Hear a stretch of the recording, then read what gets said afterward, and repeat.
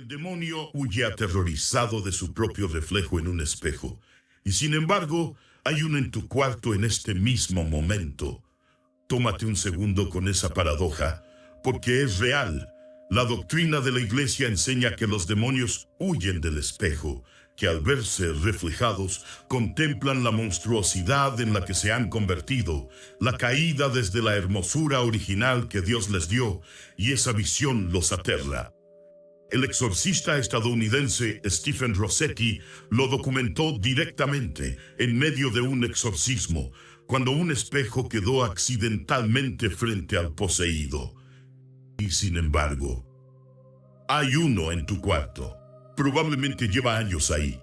Quizás lo heredaste. Quizás lo compraste sin pensar demasiado. Quizás cuelga en la pared desde antes de que tú vivieras en esa casa. Y nadie se ha preguntado nunca de dónde viene ni qué ha visto. Si el espejo aterra al demonio, ¿cómo puede al mismo tiempo ser una puerta de entrada para él? Eso es lo que quiero hablar hoy. Y lo que voy a compartir no es teoría ni folclore. Tiene base en la doctrina de la Iglesia, en los testimonios de exorcistas que han visto esto de cerca, y en algo que Padre Pío practicó en su propia vida sin explicarlo con palabras, pero que vivió con el cuerpo durante más de 50 años. Su senda no tenía espejo. Eso no fue un detalle sin importancia. Hay noches en que entiendo a Padre Pío de maneras que no esperaba.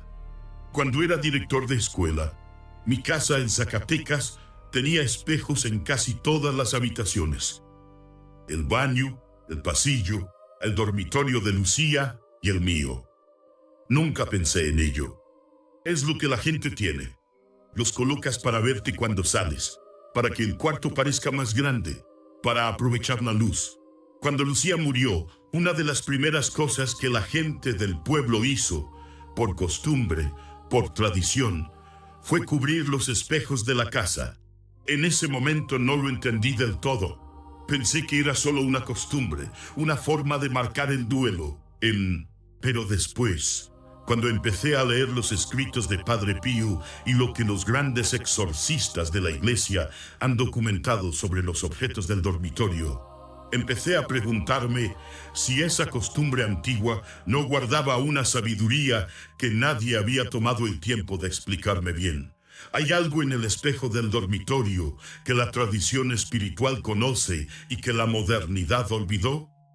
La respuesta, cuando la encontré, me dejó sin palabras. Necesito contarte primero lo que el padre Stephen Rossetti documentó en su diario. Rossetti es exorcista en los Estados Unidos. Su libro, Diario de un exorcista americano, publicado por Sophia Institute Press en 2021, es uno de los registros más honestos y rigurosos de lo que ocurre en el ministerio del exorcismo contemporáneo. En uno de sus casos, mientras realizaba el rito de exorcismo sobre una persona poseída, un espejo quedó accidentalmente posicionado de manera que el poseído podía verse reflejado en él. La reacción fue inmediata.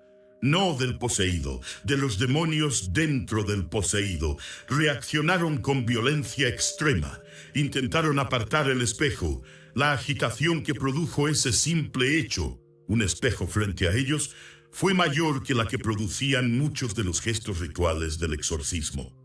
Rossetti registra su interpretación de lo que observó con una claridad que no deja margen de ambigüedad. Los demonios, escribe, aunque no tienen cuerpo físico, ven su horrible maldad en el espejo. Dios los hizo hermosos y ahora ven en lo que se han convertido. El espejo revela la verdad. Y la verdad de lo que son, la caída, la deformación, la distancia irreparable de la hermosura original, es algo que los aterra más que cualquier conjuro. El espejo es el instrumento que hace que el demonio se vea a sí mismo. Y eso lo destruye. Entonces, ¿cómo puede ese mismo objeto convertirse en un problema espiritual para el dormitorio donde duermes? La respuesta está en lo que el espejo sirvió, no en lo que el espejo es. necesito hacer un viaje al siglo II. Tertuliano escribió un tratado que pocos conocen hoy, De Spectaculis, alrededor del año 200 de nuestra era. Era uno de los teólogos más agudos de la iglesia primitiva, y lo que escribió sobre los espejos no era superstición popular. Era doctrina fundada en la observación de prácticas paganas que él había visto de cerca. En el mundo greco-romano, los espejos no eran solo objetos de tocador, eran instrumentos de adivinación. La catoptromancia, palabra que viene del griego katoptron, que significa espejo, era la práctica de invocar espíritus a través de la superficie reflectante. El espejo se usaba para ver el futuro, para comunicarse con los muertos, para obtener respuestas de entidades que no pertenecen a este mundo. Tertuliano condenó estas prácticas, no como superstición menor, como cooperación activa con el demonio. Juan Crisóstomo en el siglo IV fue aún más específico. En sus homilías sobre Mateo, condenó el uso de espejos con fines mágicos entre las mujeres de Antioquía, con palabras que no dejan margen de interpretación. Eso es cooperación con el diablo. No es tradición folclórica. Es doctrina patrística desde el siglo II. Y la pregunta que ese dato me dejó cuando lo encontré en mi investigación fue una que no podía sacudirme de encima. Si el espejo ha sido usado históricamente para invocar presencias, ¿qué ocurre cuando ese espejo pasa de una mano a otra? ¿Cuando se hereda? ¿Cuando llega a una casa nueva sin su historia? El padre Gabriele Amort tiene una respuesta a esa pregunta que cambia todo. Amort fue el exorcista oficial de la diócesis de Roma durante décadas. En Un exorcista cuenta su historia, el libro que cambió la manera en que yo entendía el mundo invisible, dedica un capítulo entero a lo que llama las infestaciones de objetos.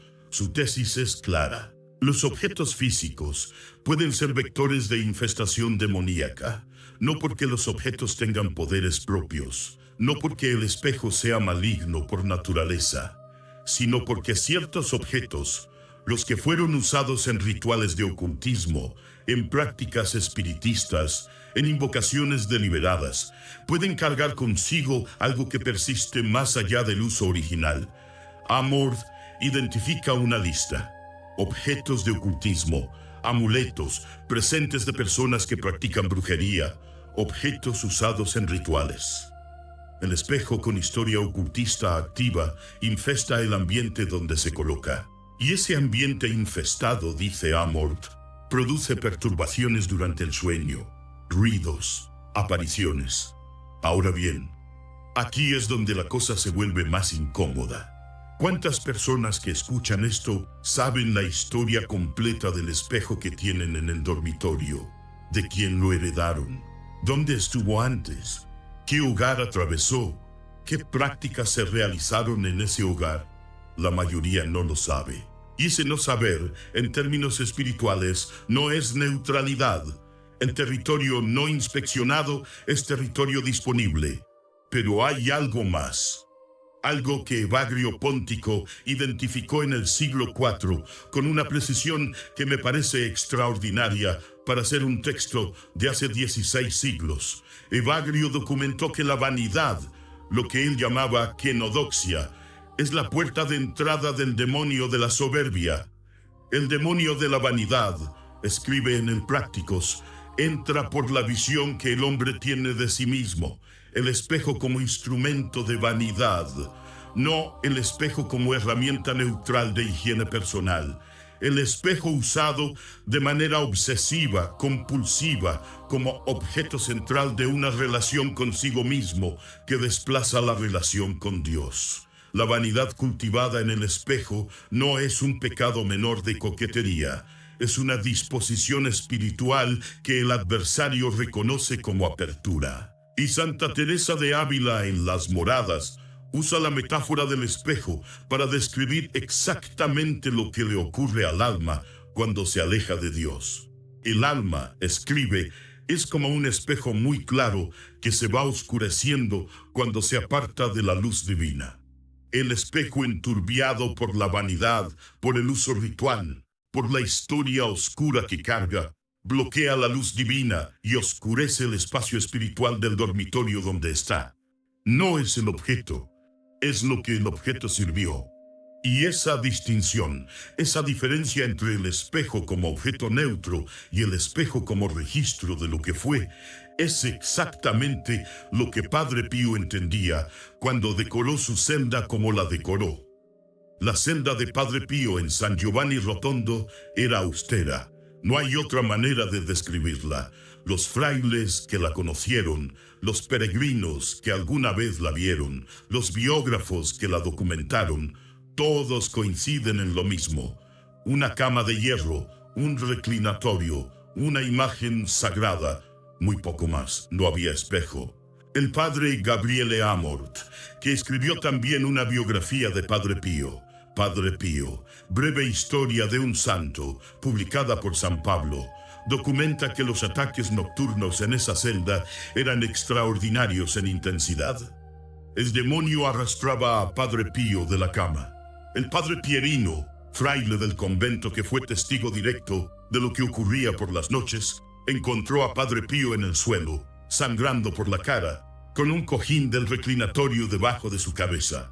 No una vez, repetidas veces. Eso ocurría en una celda sin espejo, en una celda custodiada con la austeridad que Padre Pío practicaba como parte de una lógica espiritual precisa. Imagina lo que podría haber ocurrido en una celda con historia oscura, con objetos cargados de uso ritual, con un espejo heredado de un hogar donde se habían practicado cosas que él nunca habría tolerado. No digo esto para producir miedo. Lo digo porque la austeridad de la celda de Padre Pío no era estética, era táctica, y él nunca la explicó completamente en palabras. La vivió en el cuerpo. Durante 50 años, noche tras noche, en esa celda sin espejo, sin objetos superfluos, sin nada que no tuviera un propósito espiritual claro. La pregunta que eso me deja es una que no puedo ignorar. ¿Qué tiene el dormitorio donde duermes que no tiene un propósito espiritual claro? ¿Qué objetos están ahí sin que nadie haya preguntado nunca de dónde vienen ni qué servicio han prestado? Ahora voy a decirte algo que puede resultar más cercano de lo que esperas. Hay un ritual que millones de jóvenes en América Latina han practicado sin entender lo que hacían. Se llama el juego del espejo. Quizás lo conoces por ese nombre, quizás lo conoces por otro. En México, en Argentina, en Colombia, en Venezuela. Tiene variantes distintas, pero el mecanismo es el mismo. Un espejo, una vela, oscuridad, un nombre pronunciado, la invocación de una presencia a través de la superficie reflectante. Es la catoptromancia del siglo II de Tertuliano, traducida al lenguaje de un juego de adolescentes. Y la mayoría de los que lo hicieron, muchos de los que escuchan esto, lo hicieron de niños o de jóvenes, sin entender lo que era, pensando que era simplemente un juego de miedo para pasar el rato. No se preguntaron nunca qué puerta habían abierto. Las puertas abiertas sin intención siguen siendo puertas abiertas. La intención no cambia la naturaleza de lo que se invocó. Un niño que abre la llave del gas sin saber lo que hace y se va a dormir produce el mismo efecto que un adulto que la abre deliberadamente. La ignorancia de lo que ocurrió no deshace lo que ocurrió. No lo digo para producir culpa en quien lo hizo de niño sin entender. No hay culpa moral en lo que se hace sin conocimiento. Lo digo para nombrar algo que puede estar en la historia de muchas personas que escuchan esto y que nunca lo han conectado con las perturbaciones que han experimentado.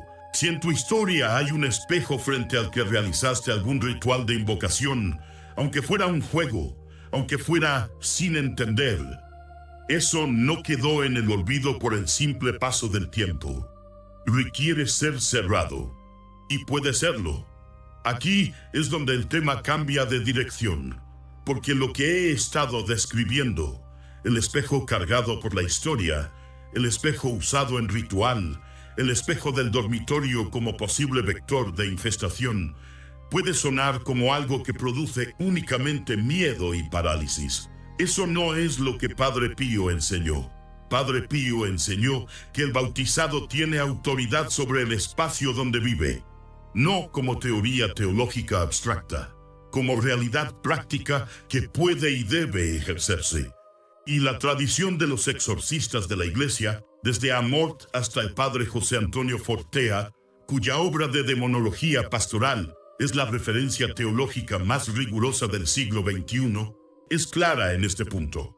El espejo que sirvió a la vanidad, al ritual, a la historia oscura, puede ser consagrado, no neutralizado en el sentido de que se convierte en un objeto sin historia, sino consagrado en el sentido de que se le declara a quién pertenece ahora y bajo qué autoridad opera el espacio donde está colocado.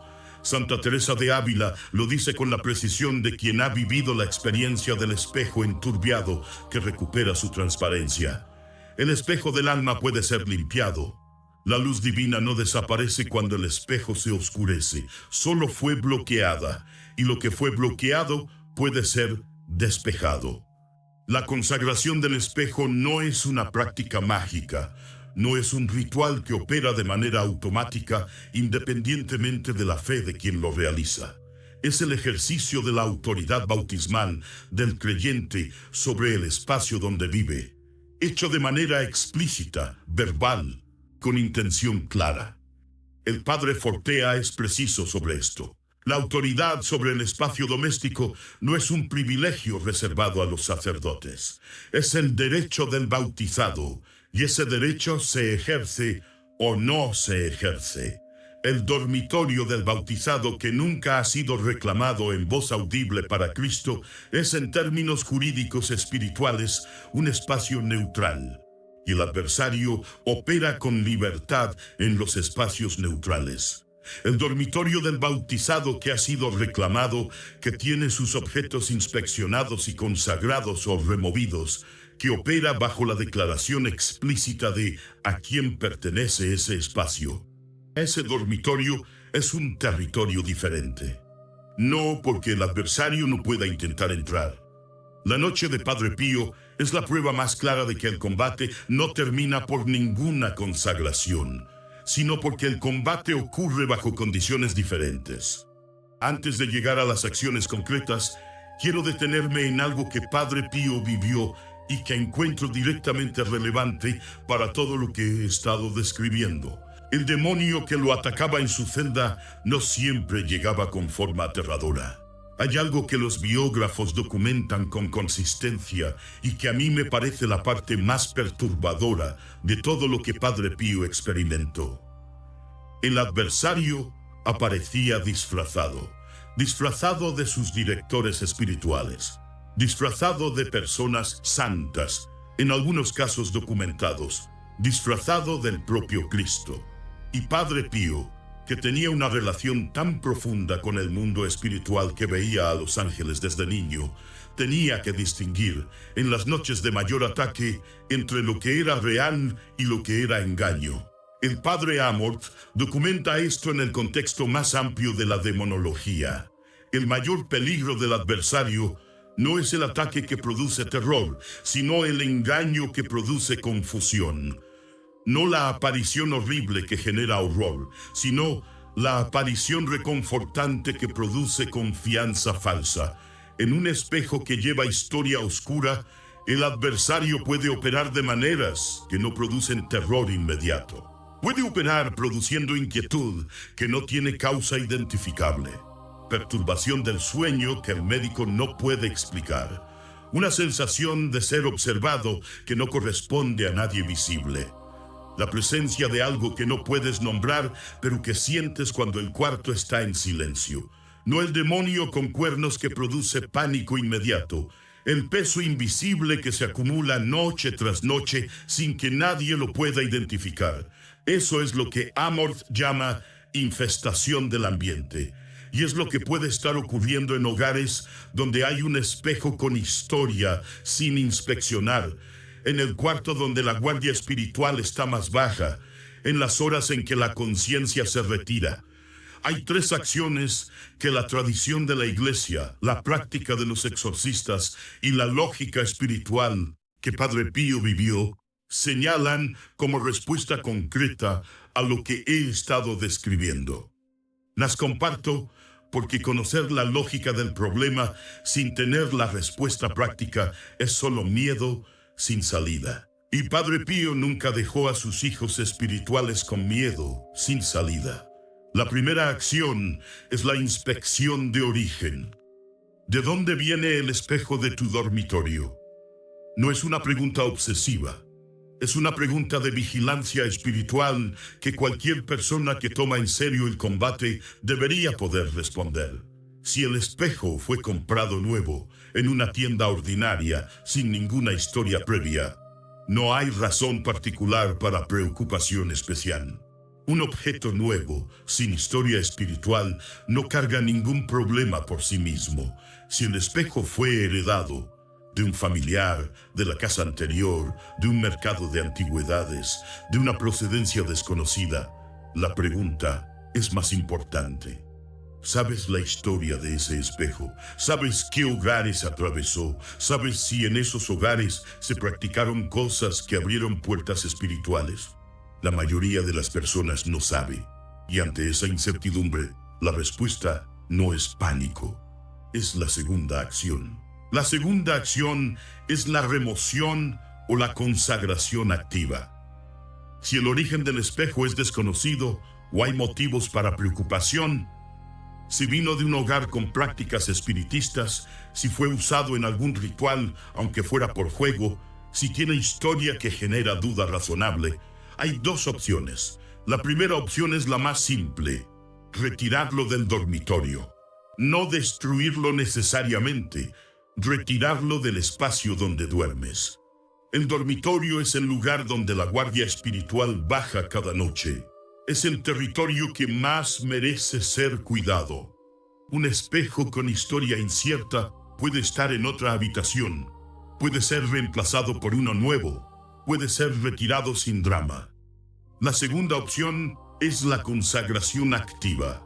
Esto es lo que Amorth y Fortea señalan cuando el retiro no es posible o cuando quien está escuchando esto quiere recuperar la integridad espiritual del espacio, en lugar de simplemente remover el objeto.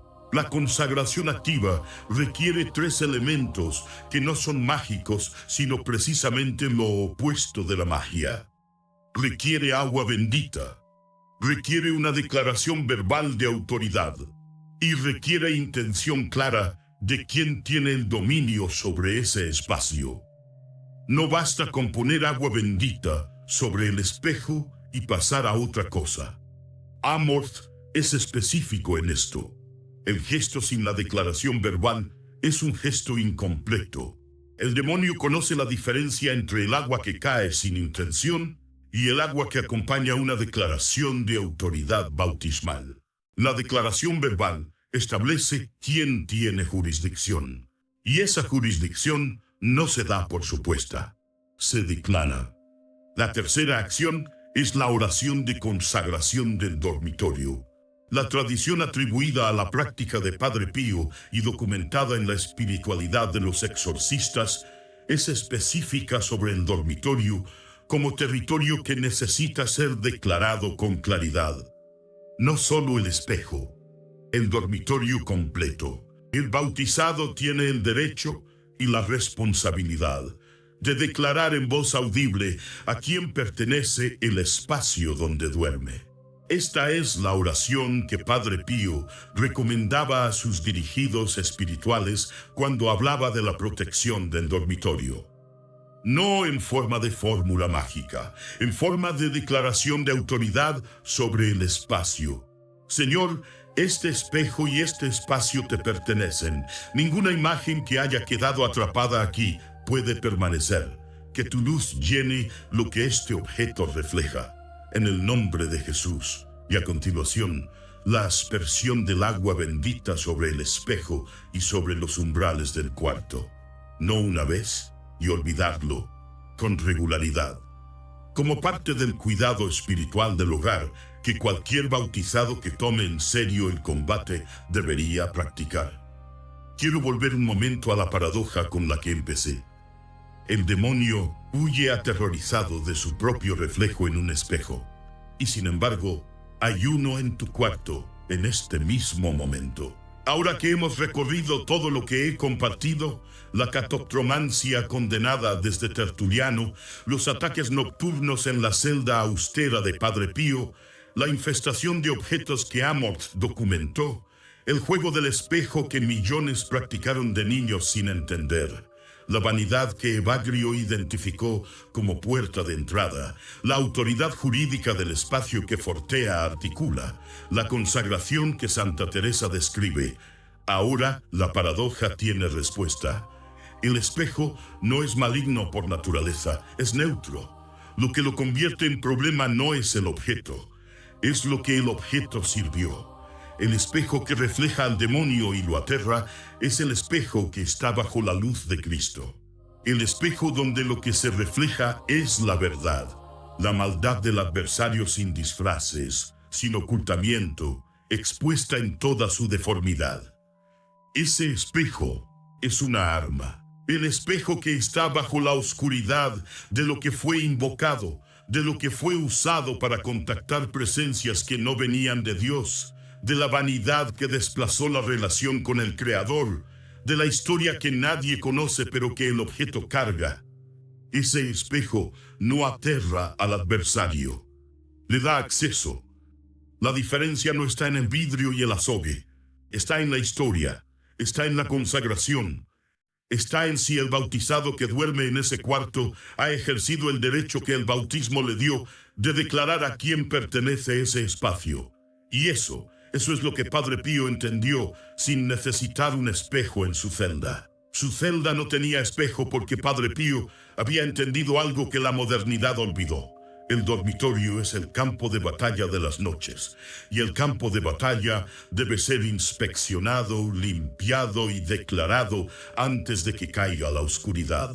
Cuando la señora mayor de mi parroquia en Zacatecas me habló hace ya varios años de los objetos del hogar y de lo que pueden cargar, yo la escuché con una mezcla de respeto y de la incomodidad del que piensa que quizás está escuchando superstición de otra época. Hoy no lo pienso así.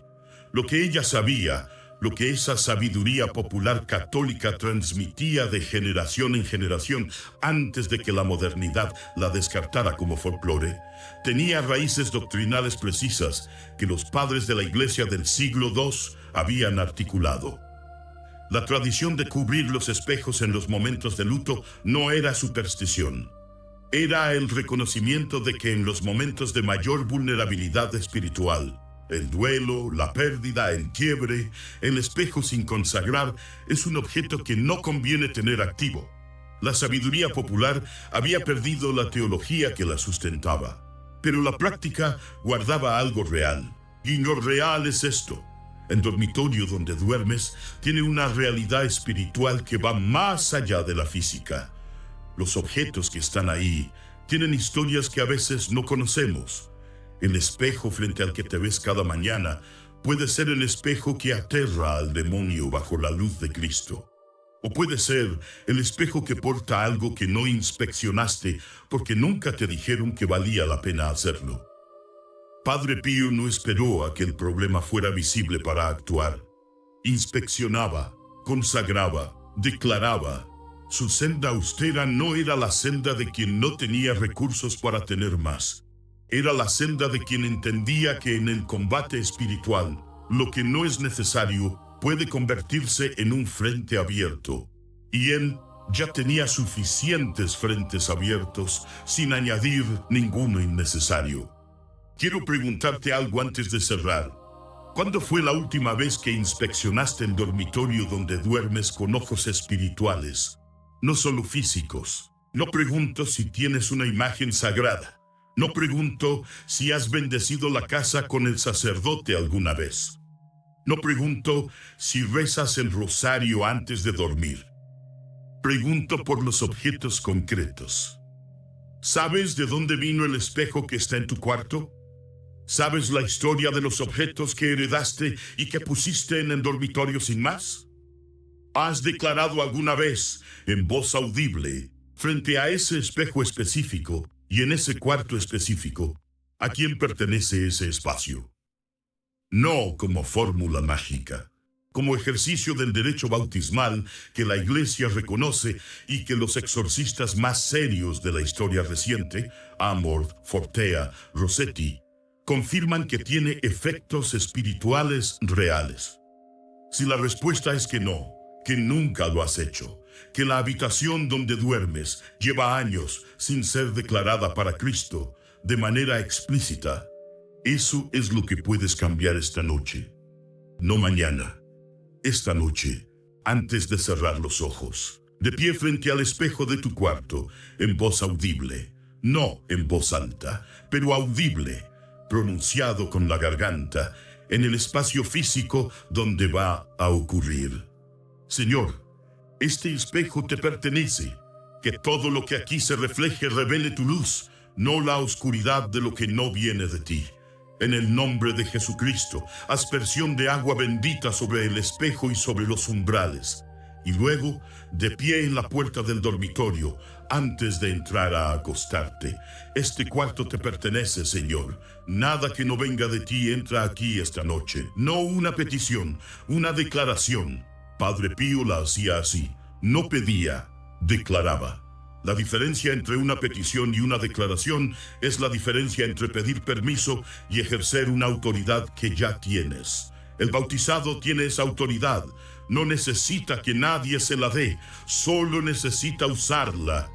El espejo que aterra al demonio no es el que tiene agua bendita encima. Es el espejo que está bajo la autoridad de alguien que sabe que el bautismo le dio un derecho real sobre el espacio donde vive y que lo ejerce de manera deliberada, consistente, con la sencillez que caracterizaba la vida espiritual de Padre Pío, sin dramatismo, sin miedo paralizante, con la serenidad de quien sabe que el lado ganador ya está decidido.